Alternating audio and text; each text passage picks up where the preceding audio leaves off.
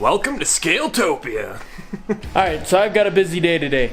I built this stand, got it all stained up, and now that it's all dry, I'm gonna go ahead and replace my ackie enclosure. So on top of that stand, which of course is gonna match my other animal plastics cages, we have our 2 foot by 2 foot by 4 foot wide cage that has a nice 6-inch lip on the bottom so I can really give them something to dig on.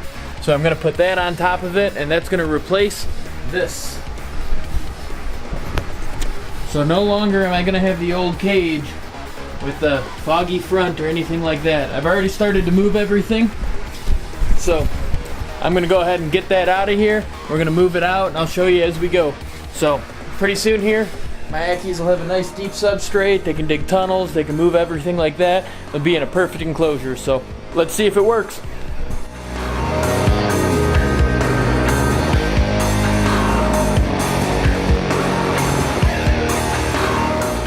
Alright, for the substrate for this, I'm doing a handful of different things. Like in here, I have the cocoa substrate. It's going to be my bottom layer. So I have a whole lot of sheet moss in it. In that sheet moss is going to really hold down all the water, anything like that. It's almost like a base layer. I'm not going to have a drainage layer like you probably should have, but for a cage sizing I need to fit in my area and everything like that, this is just the best options I've got. So I'm going to have that as a base layer, cocoa, sand, sheet moss, all packed down. It's gonna be great. I have 4 bags of topsoil. So with 4 bags of topsoil, hopefully that's gonna be enough. Don't forget, always no fertilizers, no hormones, no anything like that, anything silly in it. So make sure that you get just straight dirt. We'll get all that, we'll get it in this enclosure. We'll get that enclosure on a stand, get that old stuff out of there, and I'll show you how sweet this ackie cage can be. So hopefully they love it. And we have another bit of progression. We have that out, we have that out, oh, and we have the stand in. So now that we have the stand in, I think it looks way the heck better, so. Tired of moving stuff in my skinny little hallway. Thank God for Jeff. Give a thumbs up or something, I don't know. Alright guys, so we have our first full bag of topsoil. We have our cocoa mix at the bottom. I threw in lump charcoal as an old school trick. It's a little controversial nowadays, but I like it because I'm going to have a whole bunch of isopods and springtails in here. Alright, so I got another layer in, I got the rest of the sand in, so I'm wetting everything down. So as you dig through and get everything mixed, right now you can clump it into almost like a snowball that breaks apart when you move it. It just breaks apart immediately. So this is going to be perfect. I'm really happy with it. I put a whole nother sheet of sheet moss in it, so that way it helps hold the water a little bit better, keeps it from getting muddy. You can see all I am is dirty, not necessarily muddy. But with that being able to clump like that, that's going to be perfect for tunneling. So I'll level this out. I'll get the heat lamp wired up. I'll get another light put in here so they can have a second source of UVB. And hopefully they're good to go. Alright, so I've got the light in. I have a screw holding it up. I made a custom little jig for it. I actually cut the wire and ran it through. Here's a cool trick for you guys. Sorry. If you want a hole that's the exact side of your cord, if you cut the cord off, these are like $2 at Lowe's. Very important. If you are a licensed electrician, you're allowed to do this. I don't want to take any liability for anybody who's not. So, this cord, the hole's exactly there. No crickets can get out of this cage. It'll be really nice. So I have that there. I'm gonna fixture out the cage a little bit, get that plugged in and heated up, and then let's go get the ackies. What do you say? Alright, so we're gonna move them one at a time so I can actually control them. Let's go ahead and see how they like their new habitat. This is Blue, she's my big female. You can finish.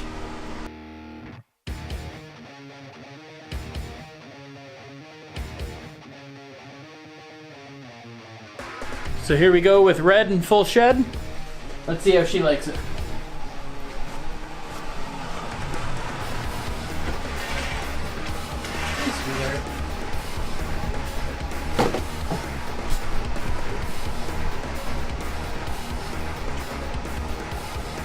Look at the way they flatten out when they need to warm up and they're nice and cold. How they just spread right into whatever heat source they have.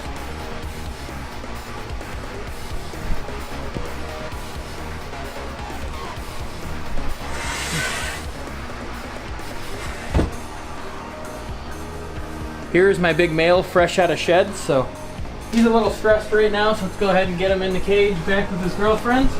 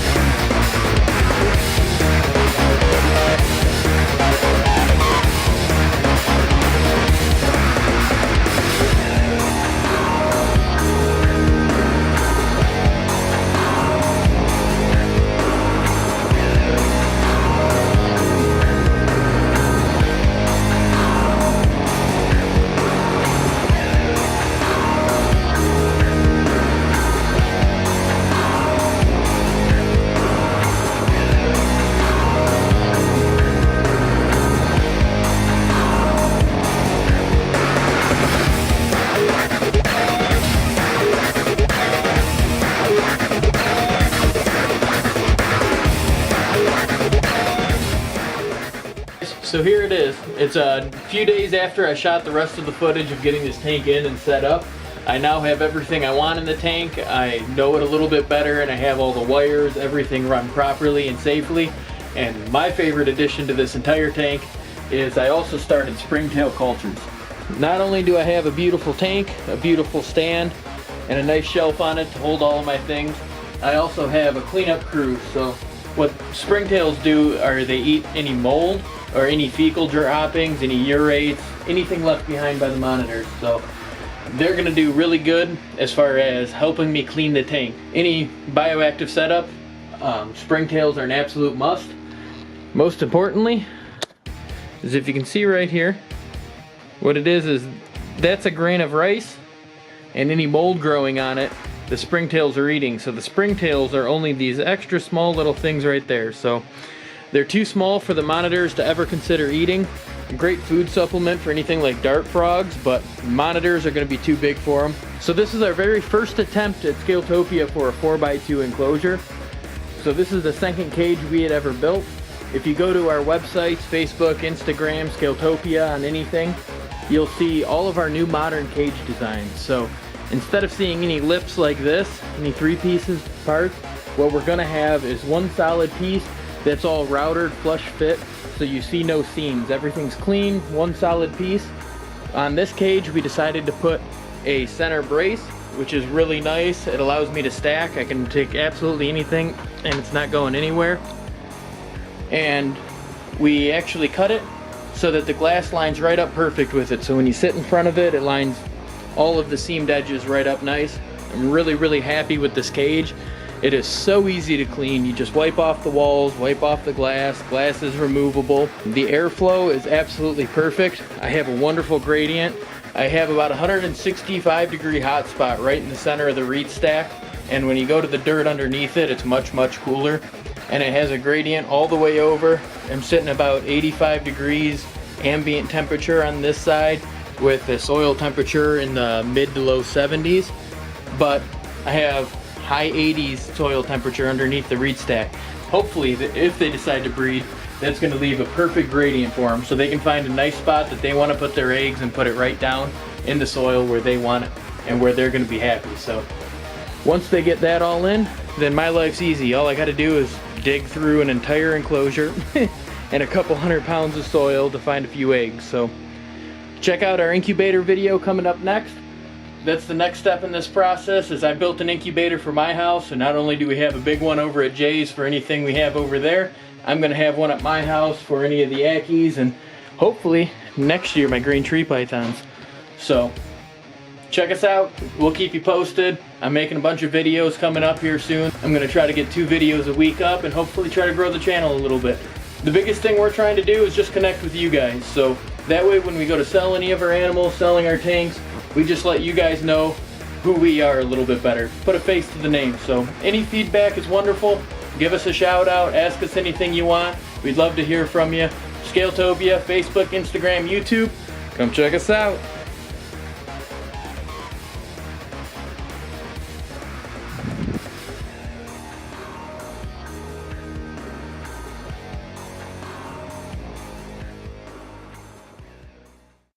Ain't nothing wrong with the way she moves. Starlit begonias in the touch of the blues. It's okay. Thank God I'm the one who does the editing.